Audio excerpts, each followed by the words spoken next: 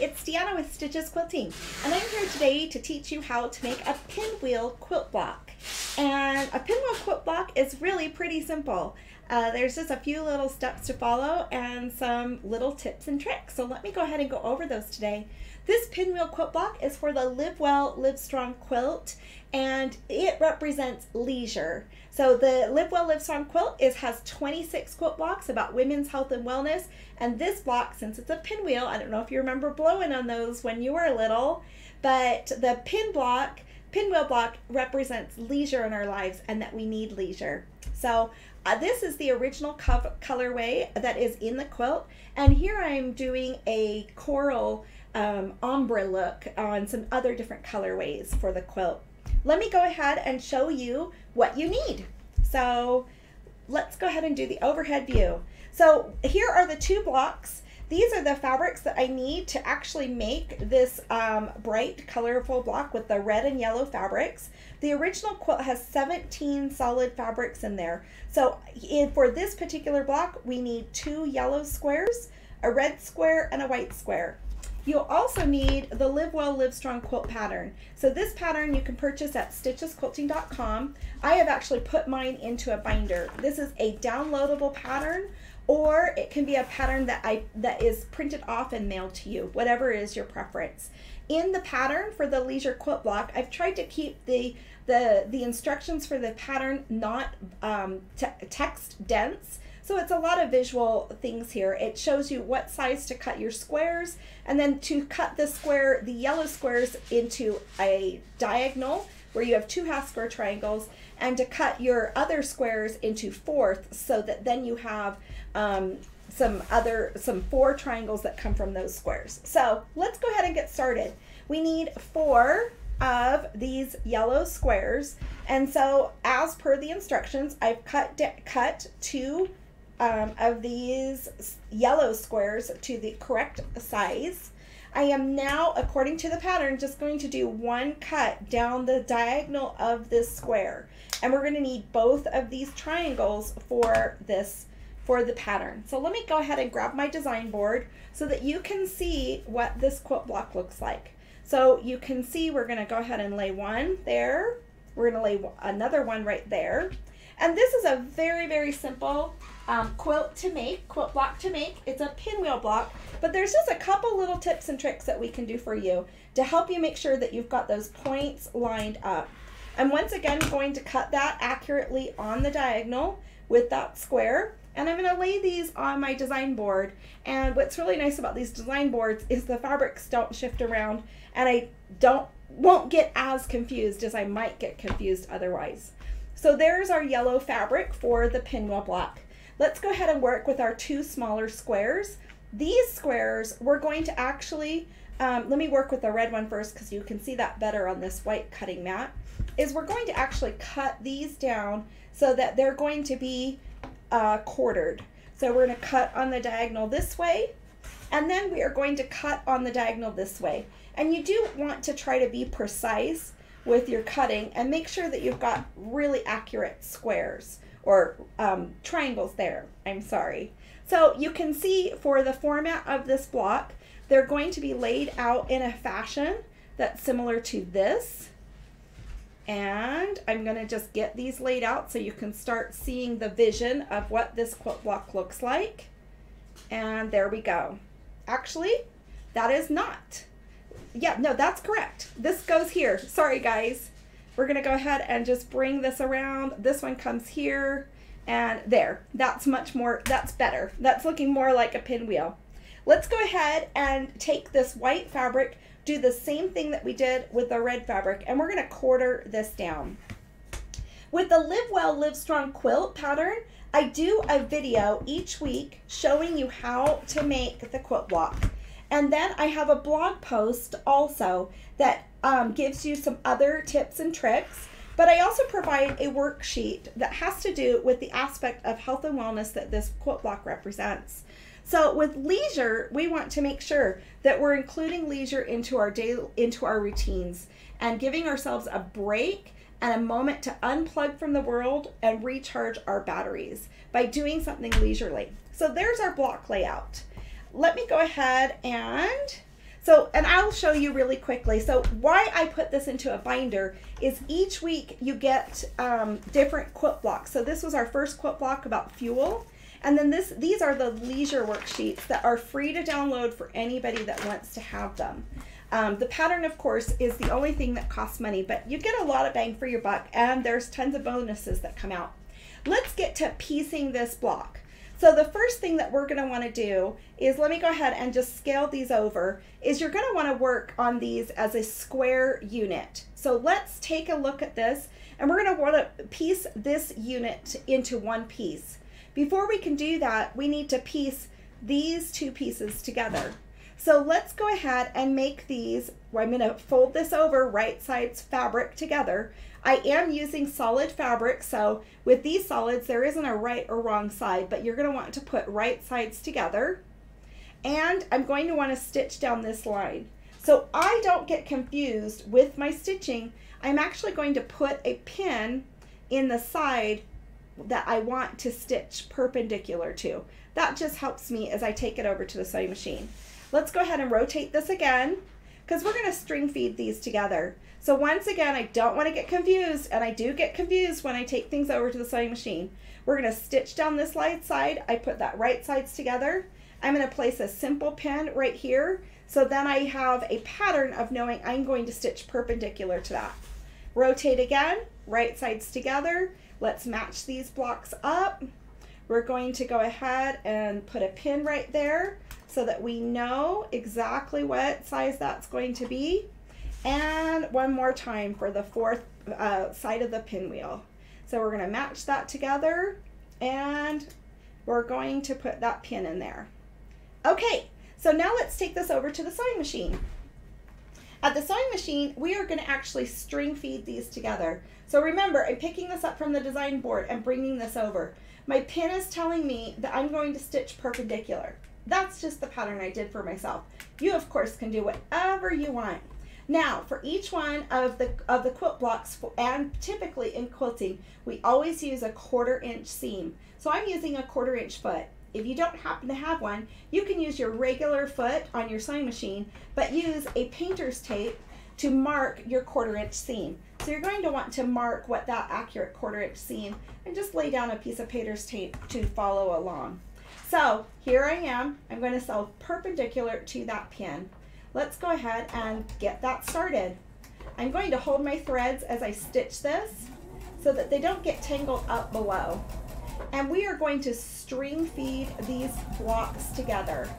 So let's go ahead and bring that down. And now I'm going to feed in this portion right here. Before I've taken that off the machine, I'm going to string feed this. Let me just bring up my foot just slightly, and I'll bring that back down. And then it's just lined up just right where I want it. There we go. I'm gonna go ahead and grab my next one, and we're gonna go ahead and do the same thing. Bring this in, try to get that accurately. If you don't feel like you're getting that pieced in there accurately by putting the point in there, I often find if I flip this around and start at the corner side, that I can go ahead and feed that in easier when I'm string feeding. You can see how that's just a lot easier right there. So that's a tip for you. Let's go ahead and do that again. And remember, I'm going perpendicular to this, so I want to put that corner in right up here. So sometimes you can get a little turned around when you bring it over from your design board or your cutting mat to your sewing machine. Now let's go ahead and take this off. You can see that we're going to want to go ahead and remove all of our pins, but you can see that this is string fed together. When it's string fed together, the seam is not, the stitching line is not detached. So let's go ahead and press this. I'm going to bring a pressing mat over to this overhead screen. On the pressing mat, sometimes I actually leave my pieces string fed together and I start going ahead to press them. So we are going to want to press these seams open or to press the fabric over to the darker side, whichever way is more natural to you. This block is really cute, but it does have a lot of fabric that gets combined. when you're combining this much fabric, sometimes actually pressing your seams open is a good strategy. Another thing that's great to do that I just noticed I didn't do here is to set your seams before you go ahead and you, let's go ahead and just go like this. And whoop, I gotta squeeze this iron a little bit further over and just go like that. Now what I'm going to do is I'm going to actually press these seams open because I don't want so much bulk in this block. So this is a block where pressing your seams open can be very helpful. So let's go ahead and do that. And sometimes it can be just a little bit tedious, but once you get in there, and this is one of the reasons why I kind of keep my, I have no fingernails, you guys. So let's go ahead and see there. So let's open that up and let's open up this next one. I'm kind of getting the tip of that iron in there. And let's open up this on the end right here. We're just pressing these open just slightly so that we have a flatter block because it can get very bulky in there.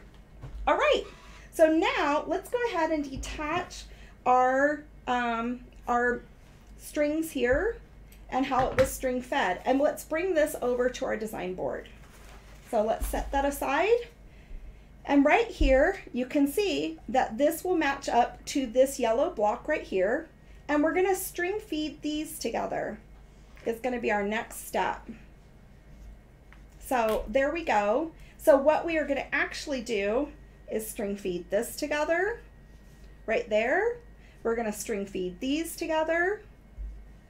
And we're gonna put these right sides together and this right side together. If you want to, you can go ahead and put a pin in that. I don't really feel like I need to necessarily. And if I ever feel like my block is a little bit out of space, I might leave some extra fabric right over here. I don't know if you can see that. Let's bring it over to the sewing machine and string feed these once again. When I'm piecing my blocks, I'm using a basic white thread. And I feel like this white thread is a great choice for even this bright colored quilt. It just really, as I finish the quilt and I quilt the quilt, which I will show you how to make each one of these blocks, along with how to quilt your quilt at the very end and get your quilt top completed. So let's go ahead and bring this through. This is a great pattern for somebody that is beginning to learning how to quilt, or that is an experienced quilter that wants to quilt something with meaning and that might have a gift to give, or make something for themselves that they just really want to cherish. So let's go ahead and bring this in. I'm going to bring up my foot just slightly since I have that point to feed in. And you can see my seams are open, so I'm going to go ahead and stitch this together with that seam open right there. And keep my seams open.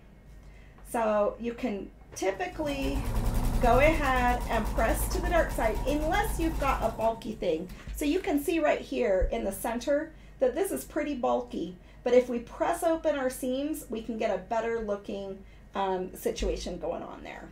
Okay, so let's go ahead and finish this one, and let's bring this over. Let's feed another one of these in.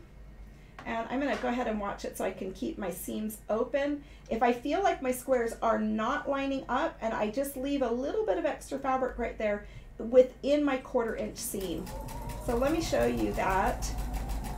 Just in case I happen to sew something just slightly more, I like to be able to teach you guys how to compensate for just small little errors that you might have, or problems that you might have in your piecing, or as you're trying to get a quilt block to come together in your accurate size. So you can see here, I'm going to just go ahead and stitch this with that 1/4 inch seam on this side right here. So let's go ahead and feed this through. That went nice and smooth. And we're going to bring that in. I'm going to see if that seam is still, nope, it's not opened all the way. So let's go ahead and lay that back down. I think that's down, and let's feed that in. Okay, so now we're going to have these 4 pieces that are string fed again. Let's go ahead and bring this over. So we have these 4 pieces. Let's bring it back to the overhead camera. Let's once again have the pressing mat out here. and we're going to press these. These ones we actually do want to press open again. So let's go ahead and give it a good press right here. And then we're going to press it again. We're going to turn to, oh, let's go ahead and set our seams. Sorry. Here we go. Press all of these seams and get them. You just press your seams so that you're setting your seams into your pattern. And let's open that up. You could use some starch if you want to with your fabrics. I don't pre-wash my fabrics, and I don't starch a whole lot because I'm afraid to shrink the fabric too much. So I'm just kind of a basic quilter there in that respect. So you can see we've got these attached together. I'm going to flip these open because I do want to press these seams open. So let's go ahead and do that real quickly because it does get to be a lot of bulk. We're also going to want to trim off some of our dog ears. The dog ears are just these little extra tails of fabric that come in there, and I'll show you how we're going to do that in just a minute. So I'm kind of touching a dog ear right there, but it's a little awkward. Let me lift up that. Sometimes to get in there, how do you guys get into your seams good? There we go. All right, let's go ahead and bring that over and through. And this will give us a really good, nice, flat quilt block if we press these seams open for this type of pinwheel block. So let's go ahead and bring this over once again, and one more time. This one was open, but we're gonna press that seam open again. And let me get in there just slightly, and let's go ahead and press this one. Then we'll lay it out on the design board and I'll show you how to finish the block. All right, there we go. Once again, let's go ahead and snip the pieces apart for our blocks that we're doing. There we go. Pull the pressing board away and let's turn these the right way around. So this is one of our blocks right there. Here is another block. Wait a minute, I'm feeling, wait, we want these right here. Sorry, I'm starting to turn these around in different ways, which it's nice to have a sample right next to you as you're doing that, or the picture of the block in, of course, in the pattern. These worksheets are available. Oops, we're going right here. Okay, so now we talked about dog ears. So dog ears are these extra little flaps of fabric that come over to the side. So you can see this little red piece and this little white piece of fabric are just unneeded little pieces of fabric that we just don't need anymore. So I'm going to trim off some of these dog ears before I start piecing all of these blocks together into one piece.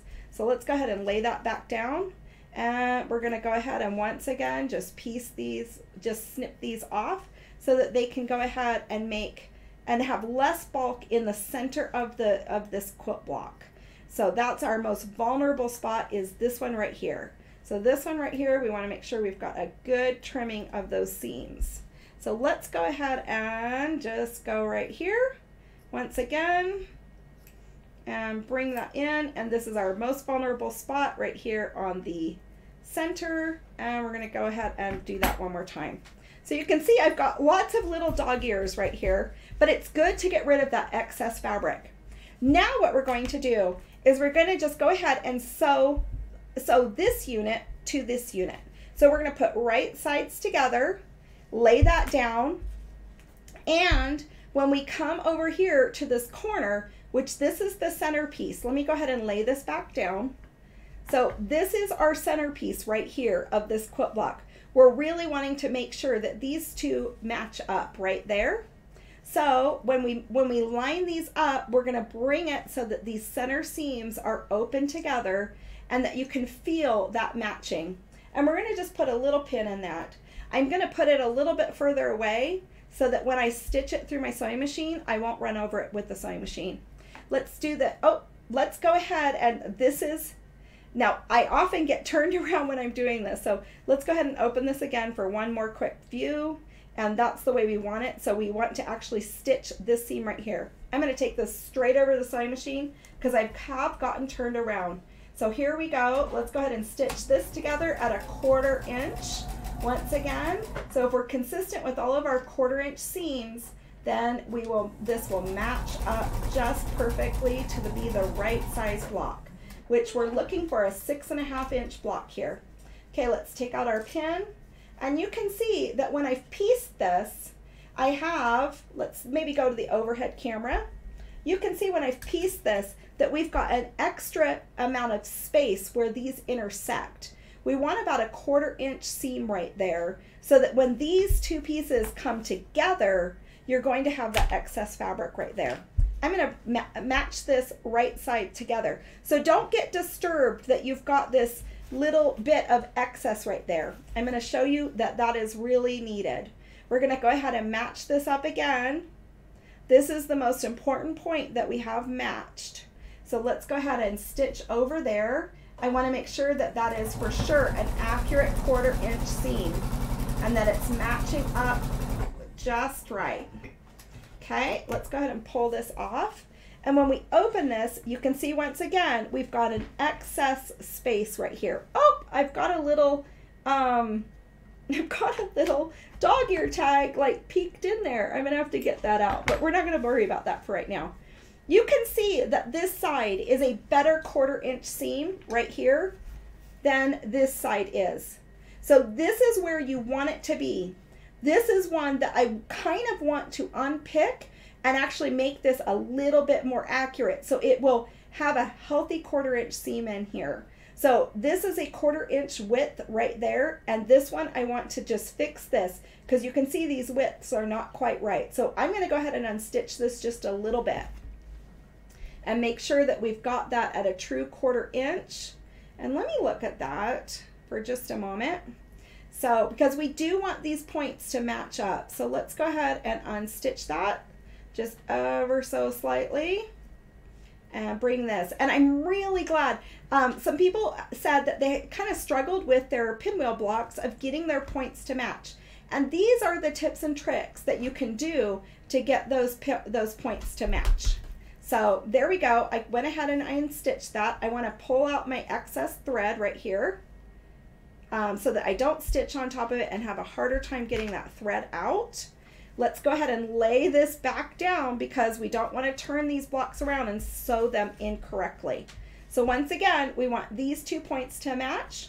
I'm going to bring this over, and then I'm going to feel this carefully that these are matching up just the way I need them to, because it won't look right.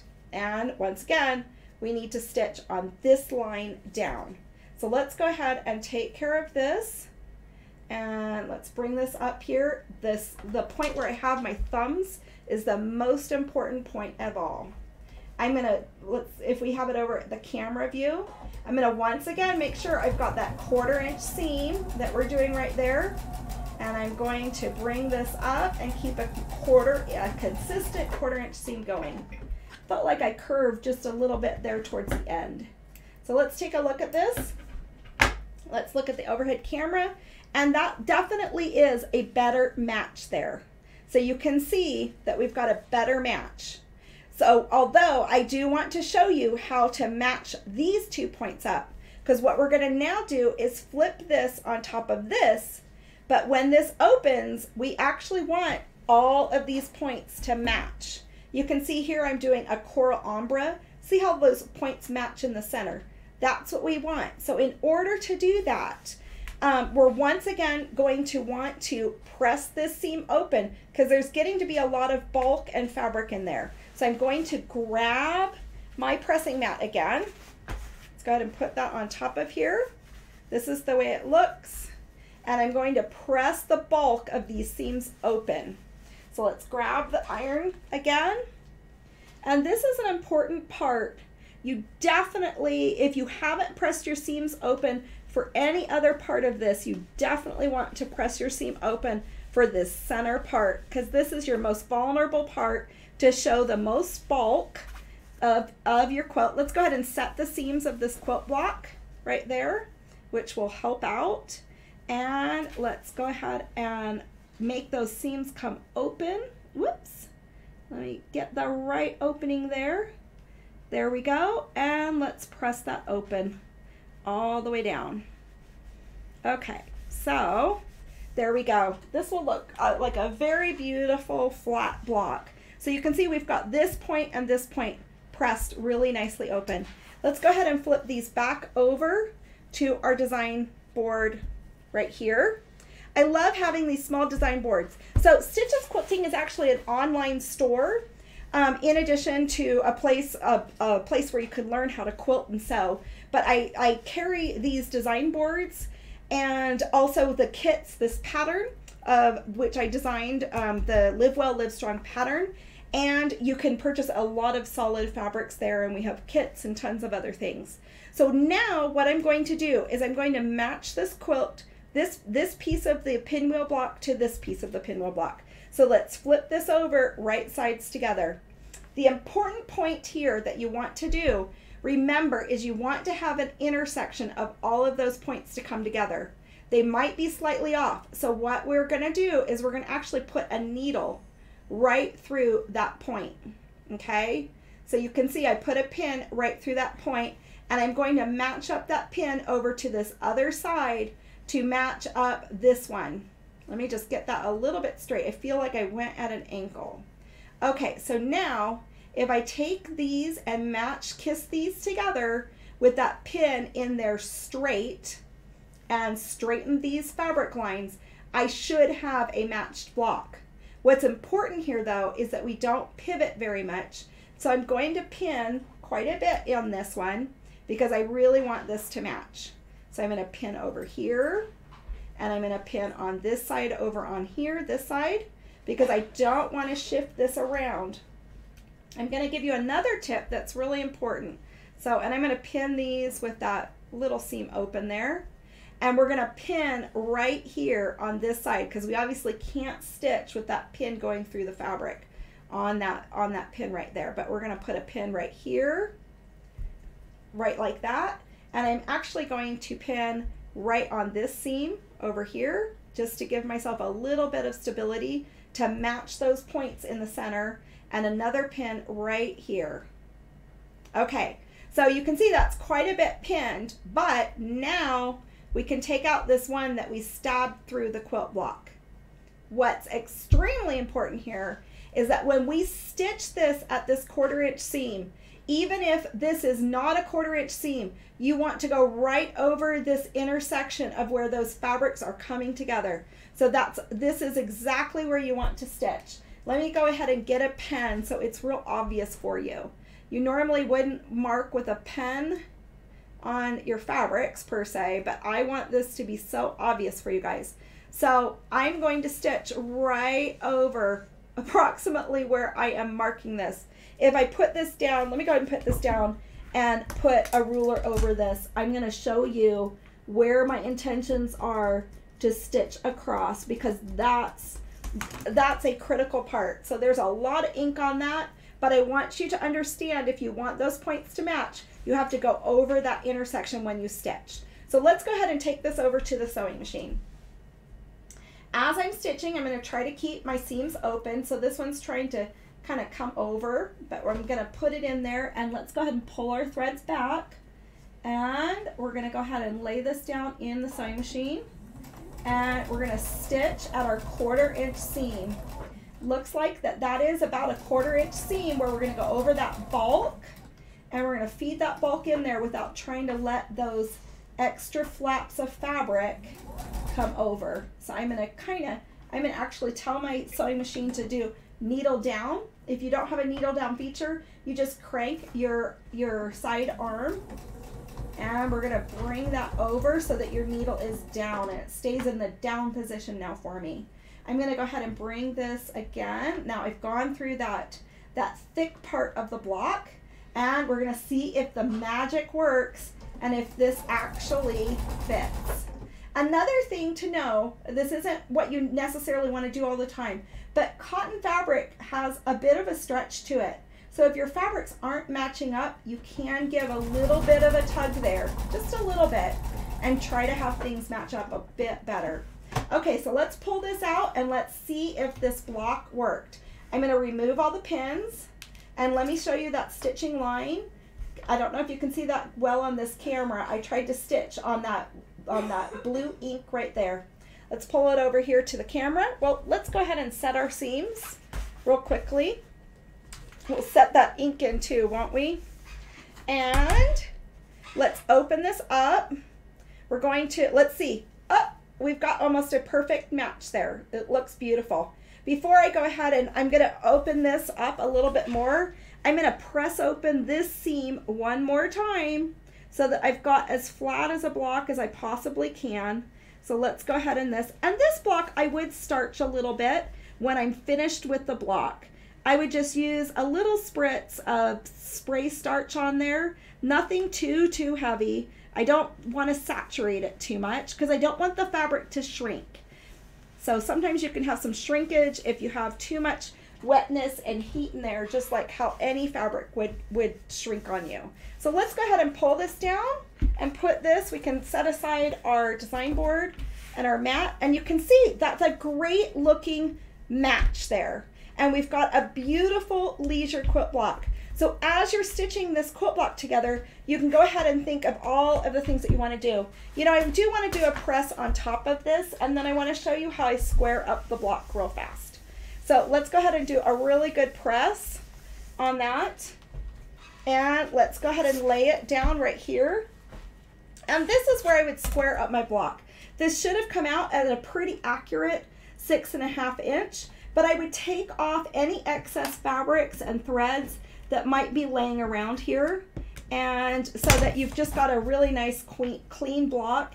And you do want to make sure that you always square up your blocks every time that you're actually sewing. So, but let me go ahead and bring it to the front camera, and let's go ahead and talk about this. So this is the leisure quilt block. Week 1, we sewed the fuel quilt block. So the fuel quilt block looks like this. It's a very simple half square triangle, and it represents the fuel that we put in our bodies. So each week that you make these, you can focus on these topics of women's health and wellness and try to add a little bit of leisure in your life. But remember, leisure is a noun. So leisure is a way of feeling and a state of being. So you might be doing something leisurely, but not feeling leisure. So maybe, for example, you're playing solitaire on your phone. You might not feel leisure as you're playing that solitaire game, maybe working as you're carpooling people or whatever that might be. But just take a break and take a deep breath and enjoy that little bit of leisure. Leisure means a lot of different things for a lot of different people. It might mean a vacation, but you need those little mini boosts of leisure. So that's what this worksheet is all about, and the blog post, and that's what this quilt is all about, is just something bright and wonderful and something that can inspire you to just take care of yourself and to be the best person that you can be.